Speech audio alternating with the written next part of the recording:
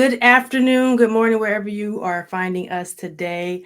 I have a very special guest. I am Professor Brooke Girley, and my guest for today is Pastor Jerry Girley. If you notice the names are same, it's because that's my father. So we're going to talk a little bit, but first I want to welcome you to the show. Welcome you here, Dad. Thank you. I'm happy to be here this morning. Wonderful. I'm happy to interview you about this very important topic. Mhm. Um, which is a very provocative topic that we'll get to get to a little later. But before, give an introduction. Who are you? Why should people care about Sometimes I you? wake up in the morning and I ask myself that question as well. Who am I? Where am I? Actually, Lord, Lord, what's going on? right. What's the purpose? Obviously, my name is Jerry Gurley. I'm a pastor in Orlando, Florida, in the Orlando, Florida area. But I'm also a civil rights attorney, an advocate for civil rights, even before I became an attorney. I hope at the end of the day, people will say a friend of justice and a friend of what is right. Amen. I love that. A friend of justice and what is right. So that's who you are. Yeah, Like I said, you've written this article. yeah. Um, First of all, tell the people the title of the article because it's kind of The, provocative. yeah, the title of the article is Plantation Christianity. Now, plantation. Did you mean to be that provocative? Like, what does that even mean? Yeah, well, let's just start with plantations. I think we have a broad understanding, knowing American history, that there were slave plantations, and particularly in the South, where African slaves were brought to do uncompensated labor. They were literally worked to death. They had no freedom. They couldn't obviously leave. They were enslaved people. So we understand that imagery of what a plantation is. It's a open air prison, for lack of a better term, where people are not free. They're dominated. Their bodies are violated at will. They're beat if they don't comply with the master's expectations. So there's a large amount of African Americans, right? This is the imagery, and a small amount of white people, and the white people control the environment. So that's a plantation. All right. So then you take that part of it, Uh-huh. and then you add Christianity to it. It seems like that those things don't mix. But what I mean to the imagery that I mean to bring forward in that term and that title is that there are some churches where you have large Black memberships, uh, largely evangelical for the most part, but not always, but largely evangelical, where the membership is largely majority Black, but the leadership is white. So wait, let me stop you right there. Are you saying those are like plantations? Are you Yeah, saying that's the whenever you have a large black population and then the leadership is white, that's a plantation? well, that's a major component. So let me be clear, and if you read the article, you'll know what constitutes a plantation church. But certainly that's the beginning. In other words, if I look at a church and I see that dynamic, then my curiosity is piqued. But beyond that, there's another component, the component of control, and I would say the component of manipulation, exploitation, and domination. So when you have the majority Black population and the minority white leadership, coupled with white leaders telling uh, their Black members how they are to behave in the church, and not just in the church, but in the community, then I think we have a plantation church, and we have plantation Christianity being practiced. Okay, so you've told me kind of you set up how you came to the the phrase or the term plantation Christianity, but what is it exactly? So it's obviously you have large black populations, small white populations who lead, but what does it? What is still? What does it mean? What is like? What's the theology of white or Well, plantation white Christianity? white plantation theology, if you look at it on paper, it may not differ largely from standard Christianity. Where it differs is in the social political aspects of how uh, Christianity is executed in practice. In other words, you have white Christian leaders suggesting, and in some cases insisting to their Black members, that they have to behave a certain way politically, that they have to support certain candidates, that they have to value and hold in high esteem or in a high level of importance certain political issues above all other issues. And sometimes, not always, but sometimes the issues that the white leaders are suggesting that their Black membership should embrace and should advocate for are issues that are in opposition to the issues that the community. Like for what? Give me an example. So we get down to it in terms of what prompted me to write this article was a couple of comments that were made by two high-profile white evangelical leaders who have historically had large Black memberships in their church. Donnie Swaggart in Baton Rouge, Louisiana, the son of disgraced televangelist Jimmy Swaggart. And then you have Paula White, who is a self-appointed, self-described pastor of Donald Trump. What Donnie Swaggart did about 2 weeks ago is on his national broadcast issued a rebuke to the Black church for supporting Kamala Harris. And he did it in a way to suggest that Black people were not sophisticated, not educated, not spiritually mature enough to distinguish what was in their best interest politically. So he was incensed. Some say that he did it because he's a racist. I say that his comments were profoundly disrespectful, ignorant, but born out of a lack of understanding of the history and the politics that inform and that drive Black political thought and Black political behavior. So again, I'm giving you the answer, but I think it's important. I just want to pause you there. You said some people think he's racist, but you think he's just ignorant. Isn't that can you do something that's racist out of ignorance? Like, does it matter whether or not where it's coming from? He was saying himself, he kept prefacing that statement, I'm going to be called a racist. And I'm like, well, if the shoe fits, strap it up and take a job. So it's just like, if that's what you're saying, if you recognize within yourself that what I'm saying is probably racist, then I guess it depends on your definition of racist. And for me, even though I'm coming to this provocative subject matter, I'm not quick to judge what's in a person's heart. I am more comfortable judging what's in a person's mind or the absence of what's in a person's mind. So I'm assigning it to his ignorance as opposed to the state of his heart, because really only God knows that. I might suggest that, but it's going to be a lot of data on the table repeatedly before I call someone a racist. And I agree that people can do things that are on the surface racist, even though they themselves may not have racist motivations. Regardless of what his motivation was, it was deeply offensive. It was disrespectful to, quote unquote, issue a rebuke to the Black church. But it's not the only time it's happened, right? I mean, and that's the point. Every 4 years when there's a presidential election, these white evangelical leaders who have large Black memberships take it upon themselves to remind their Black members that they must vote for a certain person because this is the will of God, which is completely outrageous. And so that's just a huge way, or a significant way in which this arrogance, this cultural arrogance, this assumption that we Black people are childlike in our understanding of the world. This is one example, a repeated example of how it manifests itself.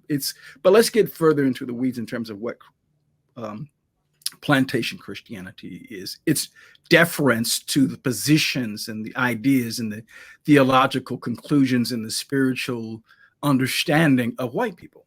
Because after all, white people are chosen by God to oversee all other people on planet Earth, especially as it relates to spiritual matters, and particularly as it relates to Black people. So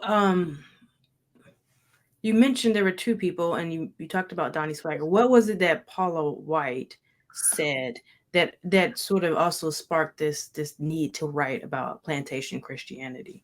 Well, Paula White and I have some particular understanding and a familiarity with her because she has a church in Orlando, and that's where I am. And in fact, I have very close friends who in the past attended that church. So it's not from a theoretical position that I write and speak as it relates to Paula White. She said many things through the years, but what she said most recently is that that evangelicals and Christian Catholic conservatives are bigger than Blacks, Latinos, or Hispanics and the unions. And it was this juxtaposition as though in the world of Christian thought in the kingdom of God, there are two teams, and Blacks on the team that's opposite of Christians. That's the point that was a statement that was offensive. And she made these comments in support of Donald Trump, endorsing him as a man of integrity and suggesting that he is the only reasonable choice that true Christians have in this presidential election. And furthermore, plantation Christianity encompasses the narrow and I think ill guided or misguided thought that the kingdom of God can be helped or hindered by the election of one person, whether it be Democrat or Republican, whether in the context of this conversation, it's Donald Trump or Kamala Harris. That's nonsense. That's complete nonsense. But every 4 years, the priorities of the kingdom of God in the plantation church and in the plantation Christianity environment is reduced to who we're going to support for president and who Black people have to be reminded by their white superior leaders to support. And that's what prompted this. But shouldn't your faith inform how you vote? And so, whereas yes, ultimately God controls everything, but we have a responsibility to vote in a way that is consistent with our faith. And so for them to say, hey, I don't think this candidate is consistent with our faith, is that really so bad? I mean, is it this other separate thing? It's not so bad if it is offered as a suggestion, right? I mean, if it's offered as a recommendation, if you say, my understanding of scripture and the leading of God on my heart causes me to believe that X is the best candidate, that's one thing, right? But remember, this is why I use this language about the plantation, because on the plantation, the master doesn't have a colloquium with the slaves, and he doesn't have a conference with the slaves, and then there's a majority vote. It's nothing like that. The master is the absolute dictator, and what the master is doing is passing out edicts. And very often in these religious settings that we're talking about, majority Black population churches or Black churches that are majority, but they are affiliated with majority white denominations, what's happening is edicts are coming down from on high, saying that if you want to be in good standings with us, and if you indirectly want to be in good standings with God, then you will do this. You will support this candidate. You will support this issue. You will vote this way. And that's what I'm pushing back against, because it's complete nonsense. So then if you're pushing back, who are you speaking to? Who's your audience for this article? Well, I'm speaking to three different groups, and I appreciate the question. Obviously, first of all, I'm speaking to Black people that are in these, and I don't mean to be offensive, but I want to say it because it's serious, that are in these plantation environments. Use your head. Think for yourself. Pray, seek God for yourself. Study the issues for yourself. I'm all with the notion that faith has to inform not just our political activity, but I think faith informs everything that we do, right? I mean, we should see the world through the lens of our faith, or in other words, that to me, and that's my primary lens that I put on when I'm trying to interpret whatever I'm doing. But so I'm saying to my fellow brothers and sisters, African American brothers and sisters, God is not a Democrat. God is not a Republican. There is no requirement from heaven. There's no mandate from heaven that you support one candidate or the other. What there is a requirement that we study to show ourselves approved, that we be wise consumers of all information, spiritual information included. So, think, use your head. God gave you a mind, use it. To not use it, to turn it off, to defer to someone else is plantation thinking, right? Okay, so that's what I'm saying to my Black brothers and sisters who are in these settings. Come on now, don't believe it. Don't go for the okie doke. But it's see, and I talk about this in the article.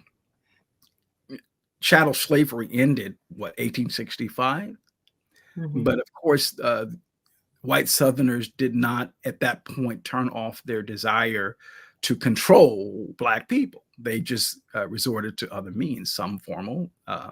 And when slavery ended formally, then we had Black codes, then we had Jim Crow, then we had what things called convict leasing, if you know African-American history. But informally, in religious settings, they simply said, this is what God requires. This is what God expects. And since some of us were so conditioned and so accustomed to looking to the white master for guidance and direction in every area of our lives, we just simply went along with that. And so, yeah, this is all that goes into plantation mentality and plantation Christianity. So that's one group. In the first group that I'm speaking to, the second group is just white members in white Christians. I think that if you push back and say, look, we shouldn't be in the business of dictating to anyone, Black or white, Latino or Asian, what they should do in terms of voting. And we certainly need to be very careful. Just if we're not even in the political setting, and I'm speaking now as a minister, you've got to be very, very careful when you open your mouth and say, thus saith the Lord, because God takes that very seriously, and you're going to be held accountable.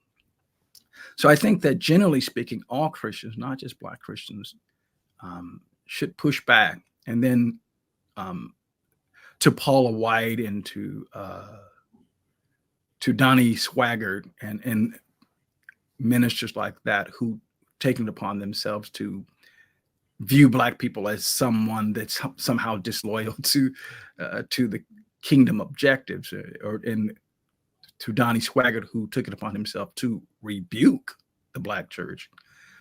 I say, get a clue, go back and learn, read Black history. See, and this is why I assign it to ignorance, because Donnie Swaggart's, I believe this, and because a lot of people are tripping about that one clip of probably about a minute or so, but the entire sermon is an hour long. And I encourage those who really care about knowing what the facts are to go back and to look at the entire sermon. I think the title of the sermon is "Speak Now or Forever Lose Your Freedom." I believe that's the title. Oh, wow. So what was he saying in that? I know you want us to go, but some people don't have an hour. Can you give us the cliff notes for what that sermon is about? Well, America is on the verge of becoming a communist socialist nation. That America was founded by Christians whose primary goal was the pursuit of religious freedom, the things that you've been taught in school, which are not necessarily historically true.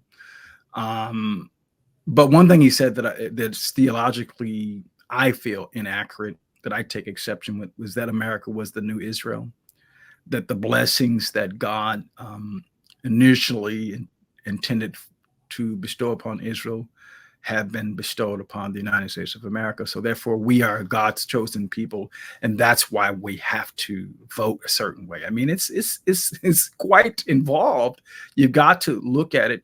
I think if you are a Christian and you have some literacy, some biblical literacy, you're going to find some theological problems with the sermon. But I'm focused on the fact that there's this ignorance here, and there's this blindness. There's this notion that Black people if they're acting a certain way politically or in the political environment, is either because they're being acted upon by the Republicans or they're being acted upon by the Democrats. In other words, there's no idea, there's no perception that Black people could have their own independent thought and therefore their own independent goals and objectives politically that they're trying to achieve in their voting behavior. That's why I say that I think it's largely ignorance, but that comes across if you listen to the entire sermon, because he does in the sermon talk about the fact that America's original sin was slavery and that blocked our blessings, but thank God we got beyond that, and that's not a problem anymore. With race is not an issue, and then of course he goes into the litany of things that most Christian evangelicals go into: abortion, same-sex marriage, things of that nature. So that's a lot about, sounds like a very involved sermon. I'm not going to give them any additional views, so thank you for the synopsis. But I wanted to go back. You said that you're trying to reach Paula White and Donnie and those like people like that. Do you really think you can reach them with an article like that they're actually going to be receptive? I feel like they think that they know what it is, the history. They have a view, an idea on what is right, who should be in authority, what they're talking about. Do you really think that this article, especially when you're calling them something like Plantation Christianity, that's going to be offensive? Do you think they're really going to be receptive to that? No, so let me clarify my statement here. When I say reach them, I don't mean convert them, right? I meant let them know that there is actually a opposing view out there, and that they're not going to be permitted going forward to make these extremely offensive and ignorant and disrespectful comments and not be challenged by members of the Black community. That's what I meant by that. I want them to know, and I see I'm not coming out calling them racist, but them to know that perhaps there's a different perspective there. Well, perhaps they're racist. And search yourself. Okay. Right. So, and yes, but I told you who the primary audience was: the Black people. Right. Well, because what I want is a conversation among Black people. I want them to say, I'm not at a plantation church. Okay. If they start that, then there's reflection. Right.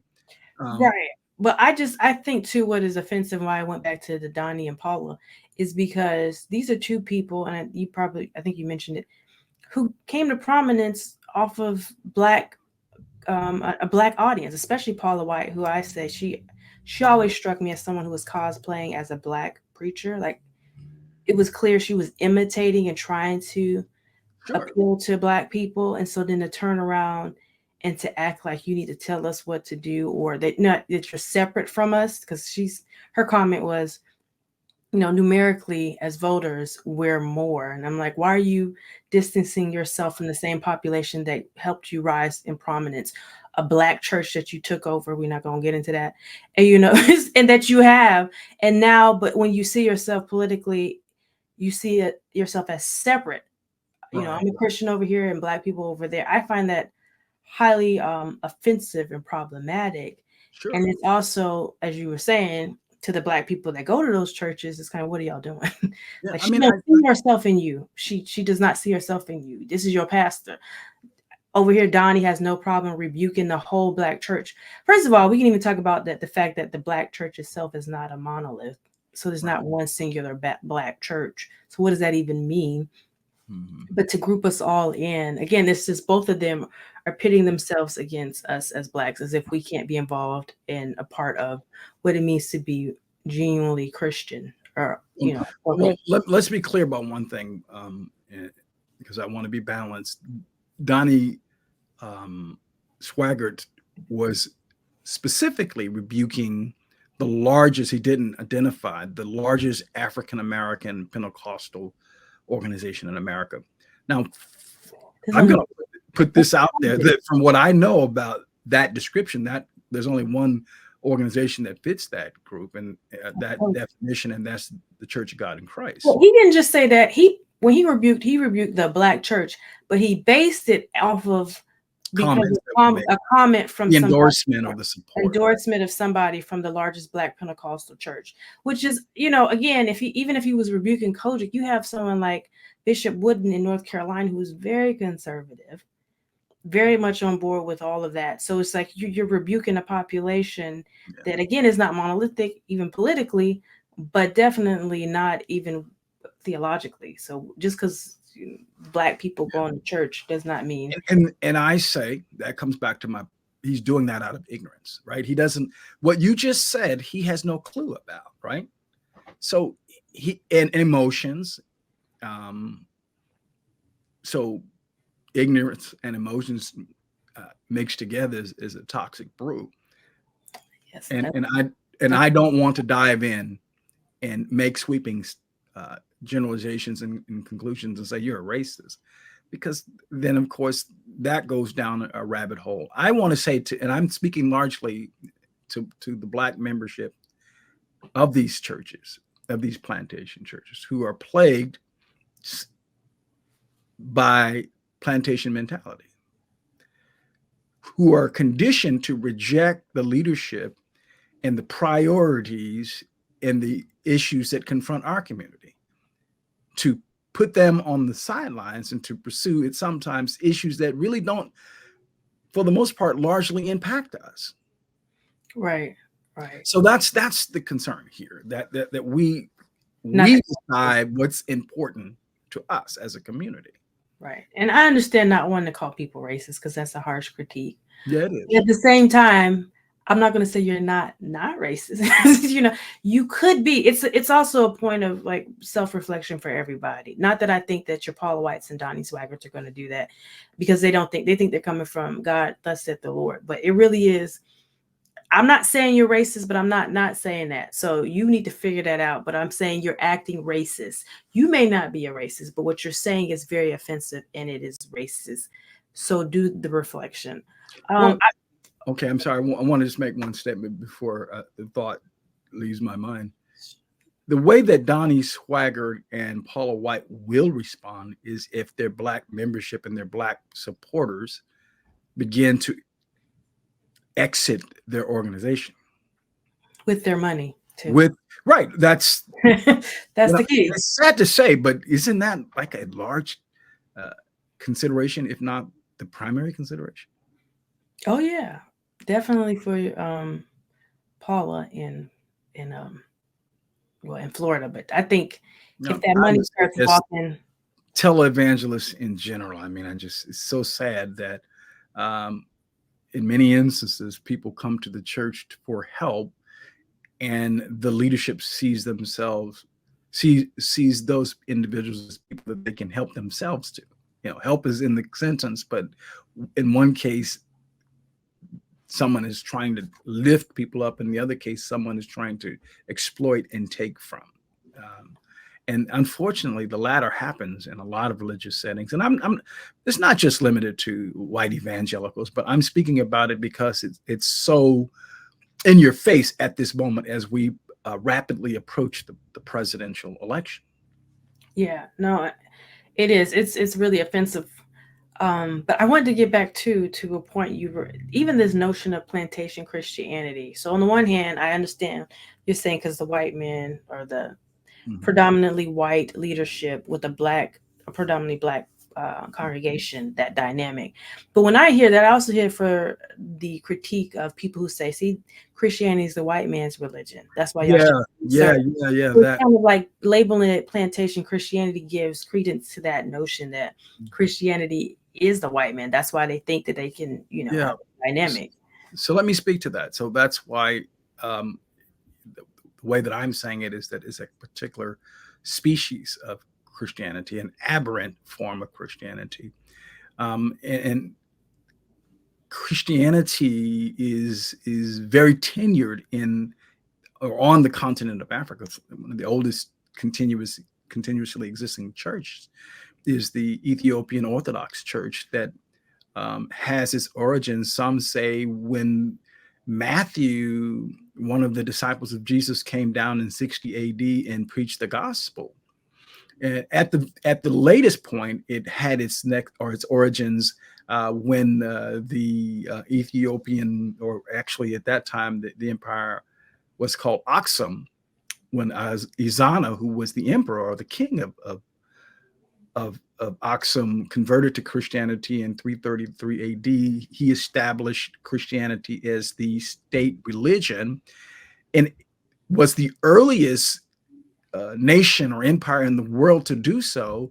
And from that point up until yesterday, Christianity is still the predominant religion in that particular African country of Ethiopia. So if you say that Christianity is the white man's religion, and that Islam, which is often the next thing that is said, is the religion that was primary to the continent of Africa, to the indigenous people of Africa, then I would say that you simply don't know the full breadth of African history in the history of Christianity. And then also, if you just look at where Christianity is exploding in the world, it's not Europe. Christianity in Europe is in a state of atrophy.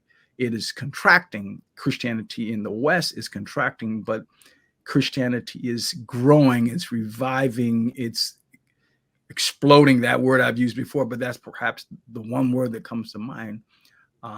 There's exponential growth. And our African brothers and sisters on the continent of Africa are embracing that. I'm not running away from. So there's something about Christianity that resonates with Africans worldwide. So no, I'm not saying that Christianity is a white man's religion.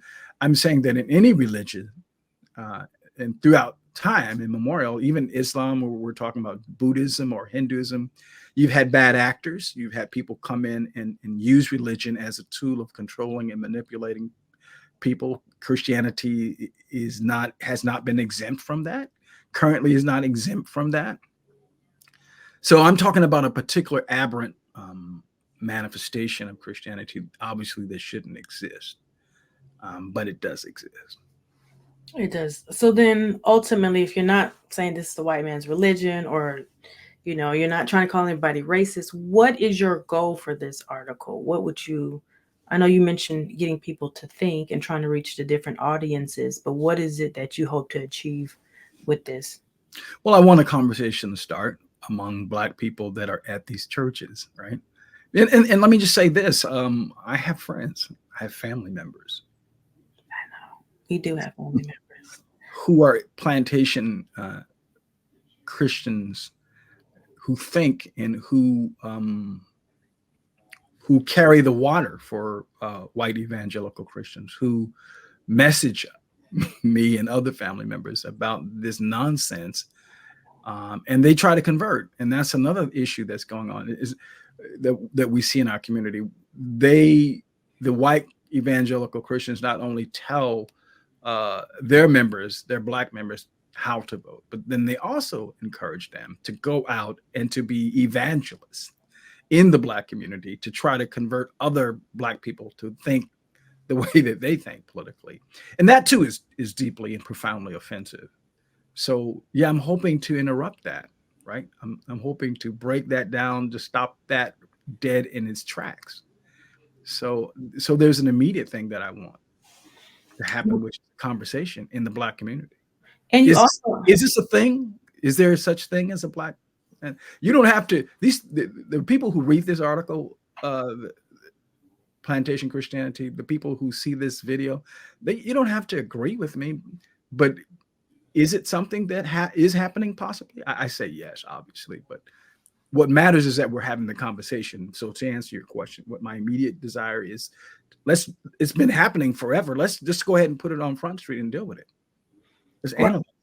And you also mentioned in this article too about some demands, but there was also an important point before you got there where you were saying how historically the difference between Blacks and whites is that white evangelicals are praying to God, and I'm trying to get praying for America. Praying for America, whereas Black people are praying about America. Right. And that kind of, I like that line because it really So as it explains the difference between how we're engaging God about this country. One of them like, Lord bless this country. We're like, Lord, you see what they're doing to us, right? right, we're reporting a And we're crime. just like, you see this, help us.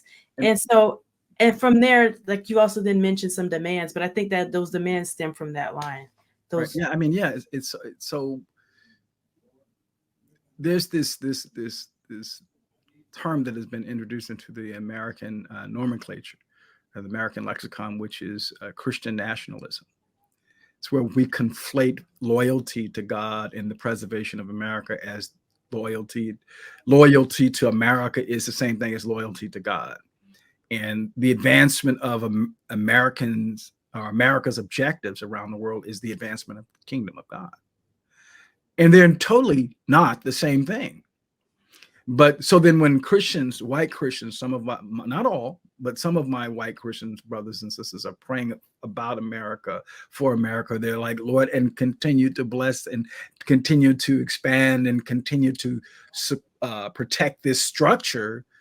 Black people, oh Lord, please relieve us from this structure. Deliver us from evil. Right.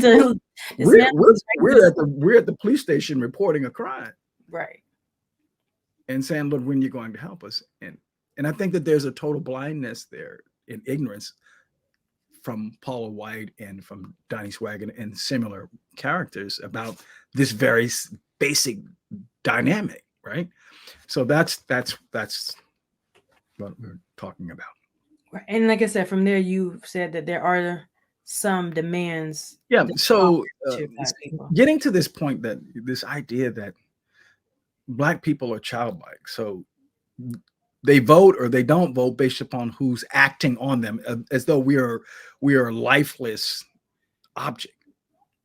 So either conservative politics are going to be poured into us, or liberal politics, but we have no inherent innate thought, and that's complete nonsense. And if you look at Black political activity over decades, over centuries, you see some consistency there. And there's 7 things, and these things, this is not an exhaustive list of things that Black people want, but 7 things that I've seen in studying Black history in Black political behavior is we've always, number one, we're concerned about our safety, right?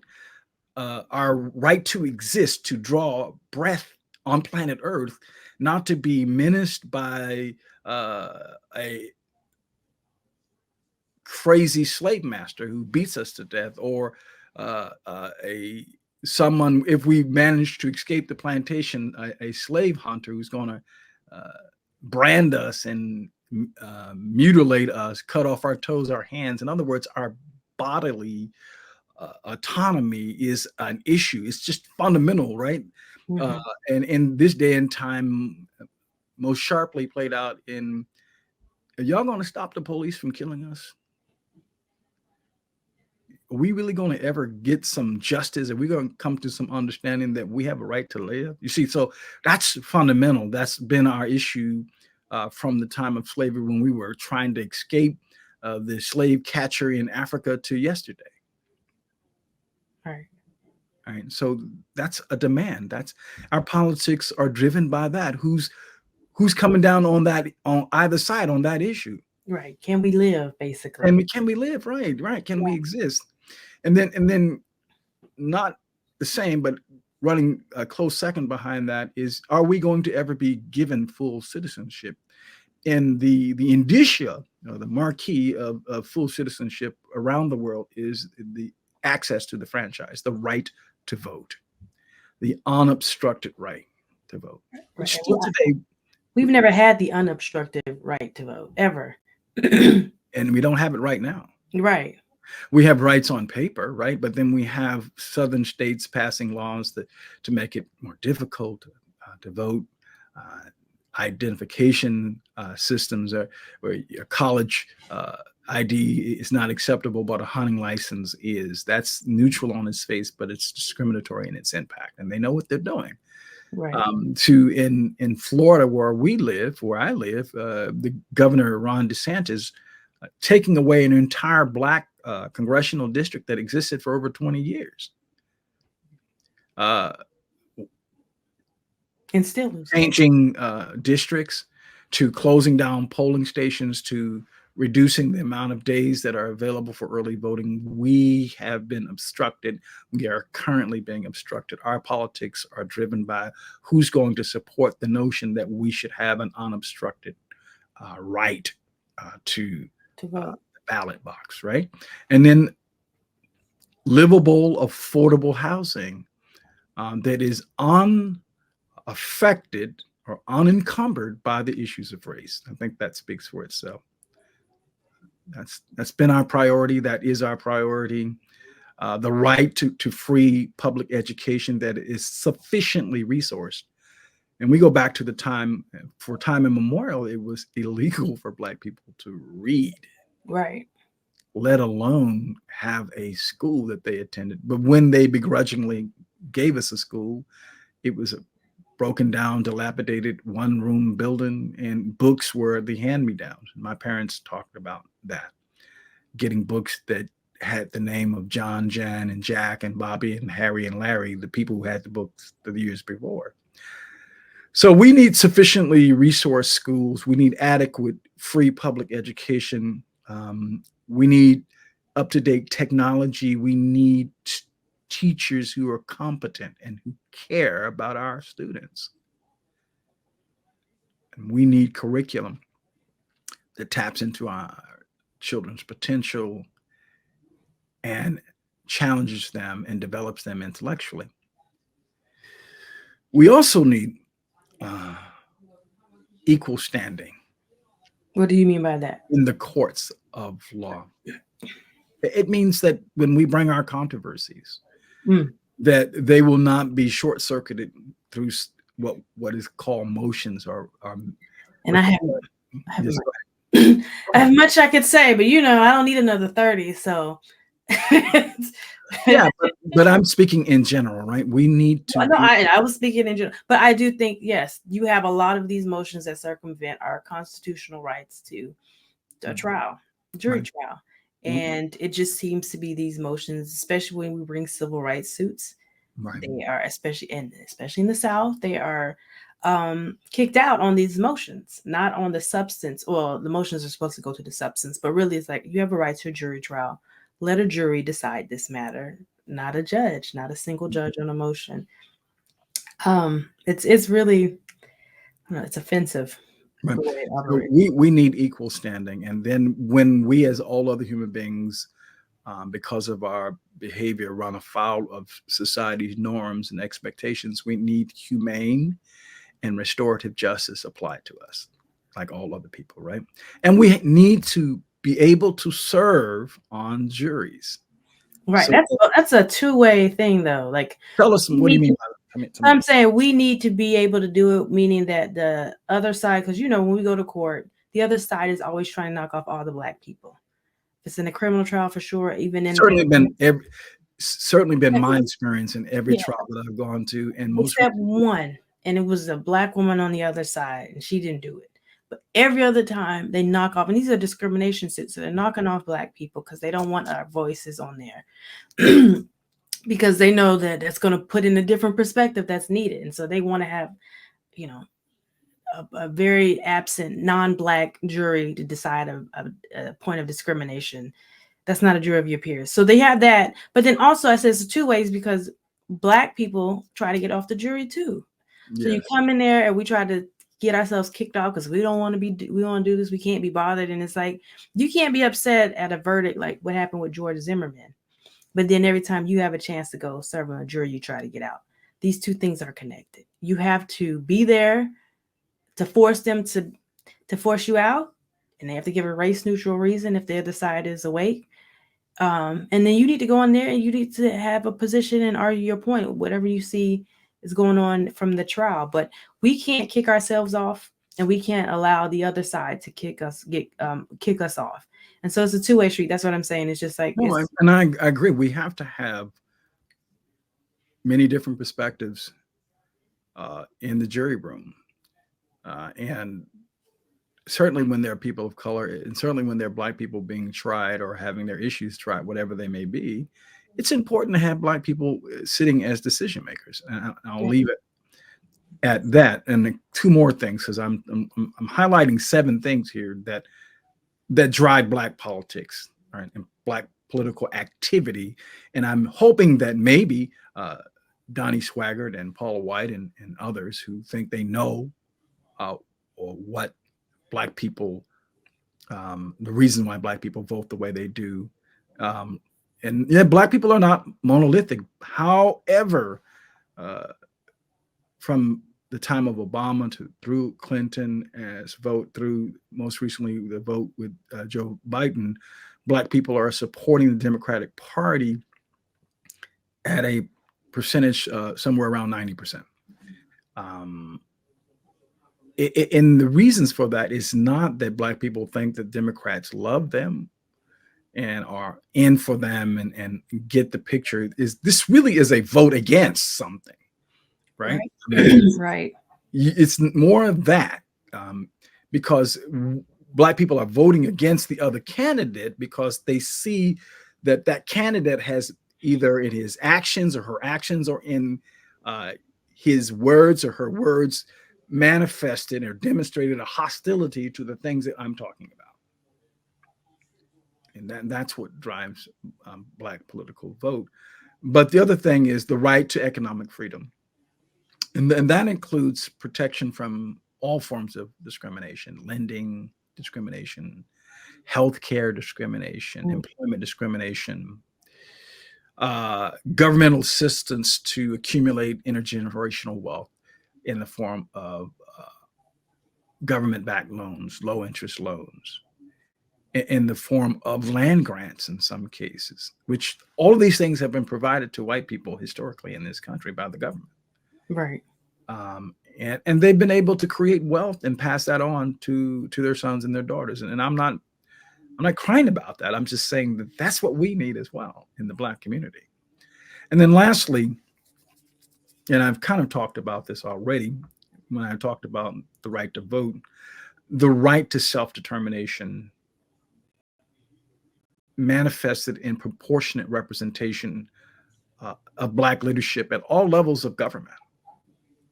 You know, in a state like Mississippi, where Black people are roughly 42% of the population, they don't have a Black senator or U.S. senator. There should be a Black U.S. senator. Right. In a state like Louisiana, where they've gone through where the federal court system had to tell them most recently, you need to create another Black congressional district because there's enough Black people in that state. And they fought it every step of the way.